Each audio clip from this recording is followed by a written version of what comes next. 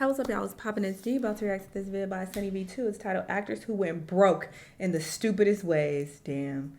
Is this Nicolas Cage in the thumbnail? I mean, I get it. You know, when you get access to a lot of money, it is very tempting initially to blow it on nonsense. So I get the urge. But yeah, let's see what they did. Let's watch. Johnny Depp was spending $360 grand a year on wine bottles. What? Nicolas Cage's bankruptcy included 9 Rolls Royces and his own private island. Went broke. Maybe he's gonna talk about how they went broke but got their money back, because I highly doubt either of these two people are actually broke right now. But I don't know.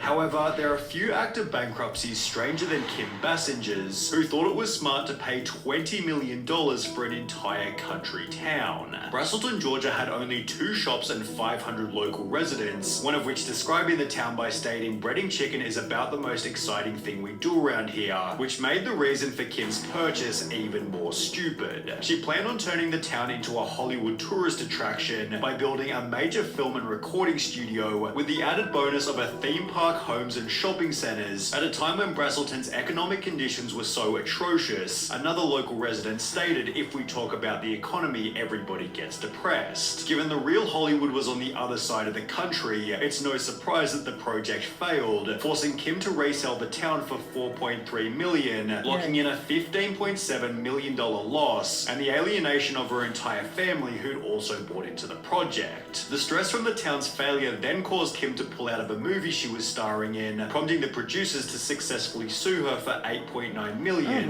which Kim couldn't pay. You had to declare bankruptcy. You made everything and then lost everything. Lost everything.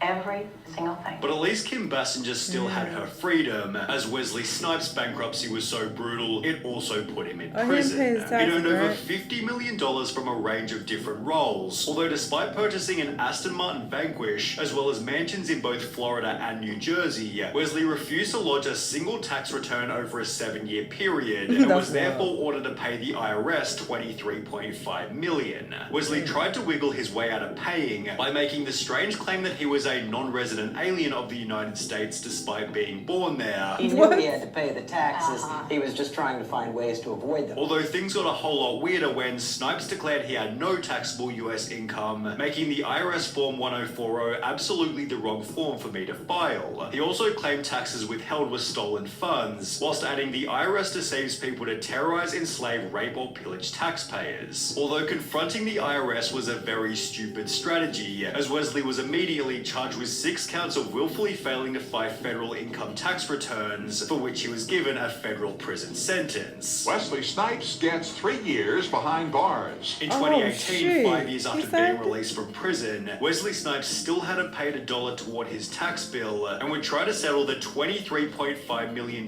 debt by instead offering the IRS $842,000, which they understandably rejected. Wesley then tried arguing economic hardship, but the court said no to that too, instead dropping his tax bill to $9.5 million, which it seems he hasn't paid either. Avoiding a tax bill for 15 years might almost make him a genius. However, when Heidi Montag... Isn't when he went to jail? You went to jail for 3 years, you served the full sentence? The hell? I gotta look into that. That's a while. It's not worth it. Blew through $10 million, there was zero intelligence anywhere. Reality television was the source of her wealth, appearing in The Hills, Big Brother, and I'm a Celebrity, Get Me Outta Here. Although when these types of shows completely disappeared, Heidi instead began recording music, spending $2 million on her very first album. She'd state, "I put every dollar I have into this. I've spent over $1 million, almost $2 million on this album. It's cost as much or more than a Britney Spears album because I wanted it to be that quality. The songs will make an impact in pop history.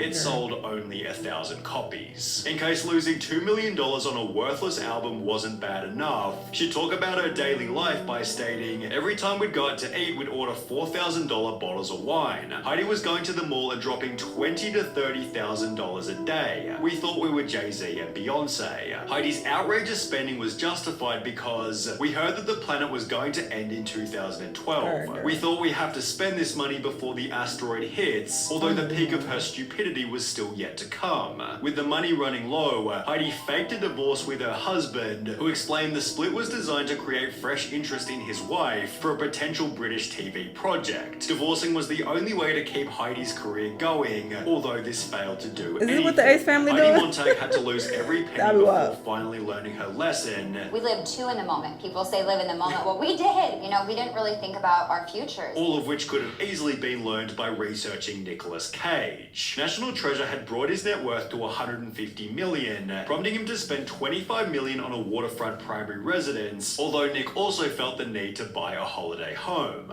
He'd therefore spend a further $15 million on a Rhode Island countryside mansion, also picking up an $8.5 million apartment for his weekends away in Las Vegas. But what about his weekends in the Bahamas? Well, for that he dropped $3 million on his own private island, but this didn't do anything for his trips to Europe, for which he'd spent a further $12.3 million on 2 medieval castles, where he'd spent huge sums on enormous Gatsby-style parties. By 2007, Nicolas Cage had bought 15 different houses, where he'd keep his 26 different vehicles, including 4 yachts, 9 Rolls Royces, and a nearly $3 million vintage Bugatti. Although this wasn't as old as his $276,000 dinosaur skull, kept next to a bookshelf holding a $150,000 Superman comic. Throughout the houses lived a $150,000 pet octopus, an $80,000 two-headed snake, and a pair of albino king cobras that set him back $150,000. To add a cherry on top of the cake, Nick purchased his own extravagant gravesite for a price of $40,000, finally concluding his crazy spending spree just months before the global financial crisis. The real estate market crashed and I couldn't get out in time. At around the same time, he began receiving fewer high-paying roles, and with 6 different loans on his Bel Air mansion, plus mortgages on every other property, Nicolas Cage was headed toward bankruptcy. By 2009, he owed a further $6.2 million in unpaid taxes, forcing him to sell almost everything, most of which at a loss. His $15 million Rhode Island mansion resold for $9.5 million, while his $276,000 dinosaur skull was taken by the government after they discovered it was originally stolen. When the Mongolian government said that they needed it back, I gave it to them, but I never got my money back. Nick launched a $20 million lawsuit against his former manager, stating, Cage discovered that he is now forced to sell major assets and investments at a significant loss and is faced with huge tax liabilities, although his manager clapped back by claiming he advised Cage against buying a Gulfstream jet, against buying and owning a flotilla of yachts, against buying and owning a squadron of Rolls Royces, and against buying millions of dollars in jewelry and art. The lawsuit was eventually dismissed as ridiculous, forcing Nick to take on low-quality acting roles purely to avoid bankruptcy. It may not have been blue chip,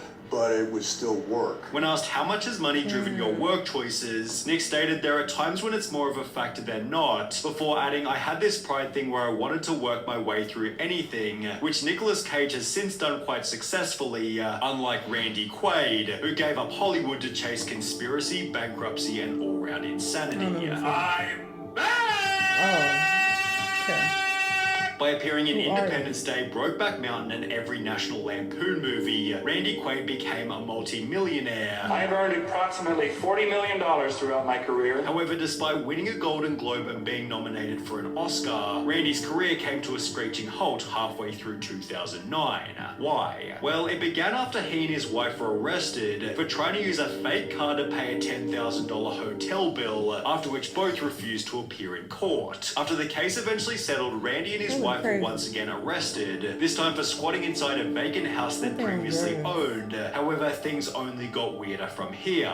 Randy and his wife began to claim they were being chased by a group called Starwhackers who were trying to kill Hollywood celebrities. How many people do you know personally who have died suddenly and mysteriously in the past 5 years? While also claiming the group was somehow controlling their finances. If things keep going the way they are, and we don't do something about it to expose these people, my wife and I will be out on the street. And we'll have nothing to eat. Okay, that's how bad it is. As a solution, Randy fled to Canada, where he'd begin to upload his conspiracies to YouTube. A day of reckoning is nigh.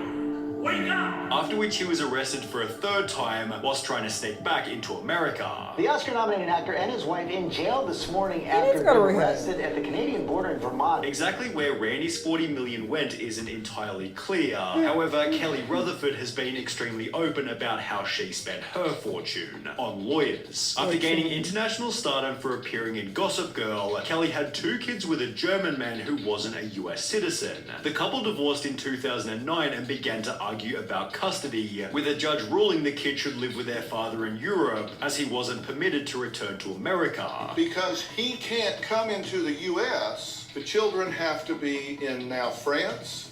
Yes. The situation was so strange and unique, Kelly spent every penny she had trying to regain custody. It's cost you, what, about $2.5 million already? It's cost me everything I've ever made, everything. And as a result, she filed for Chapter 7 bankruptcy midway through the court case, having assets worth only $24,000 compared to liabilities totaling $2 million. On top of this, Kelly owed more than $350,000 in back taxes, $25,000 in Amex charges, and had a monthly income of just under $1,300. Although despite spending everything she'd ever earned, her efforts failed to impact the court's final choice. Gossip Girl star Kelly Rutherford stunned and fighting back tears after losing a bitter custody battle today in New York Supreme Court. Kelly's spending was out of complete necessity, whereas Johnny Depp's spending $650 million was nothing but complete stupidity. In 2012, he was listed as the world's highest paid actor by the Guinness Book of Records, although despite earning $900 million over a 13-year period, he spent the money so poorly Conan O'Brien joked that he must have gotten financial advice from Nicolas Cage. Similar to Cage, Depp purchased 14 different properties, including his own Bahamian private island, multiple countryside mansions, and a $60 million village in France, although it was Johnny Depp's day-to-day expenses that might have been even crazier. A 2017 lawsuit revealed he was burning $2 million a month on $200,000 for a private jet, $150,000 on security for himself and his family, $300,000 on staff including 40 full-time employees, and $30,000 on wine, which was confirmed during his trial with Amber Heard. However, Johnny Depp's craziest purchase was when he spent $3 million on his friend Hunter S. Thompson's funeral by firing his ashes out of a rocket-like cannon. Just like Nicolas Cage, Johnny Depp tried to sue his management company TMG, although they'd respond with their own lawsuit stating Depp chose time and again to ignore TMG and all of his other advisors. Depp truly has no one but himself to blame for his current financial and personal circumstances. These people do not want to take accountability. What the hell? It's like your advisors advise you not to spend money on stupid shit and you ignore them. And now that you have these financial issues, you want to come and sue them and be like, I'm mad because you didn't advise me harder.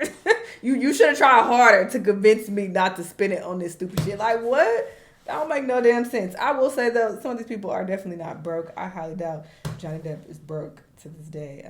Even filing bankruptcy doesn't automatically mean that you're broke. 50 Cent filed bankruptcy. He's a very rich man. So, yeah, it's a lot that goes into it. But, yeah, this is still entertaining. Y'all let me know what y'all think. Let me know what other videos you want to watch, and I'll see you on the next one. Bye.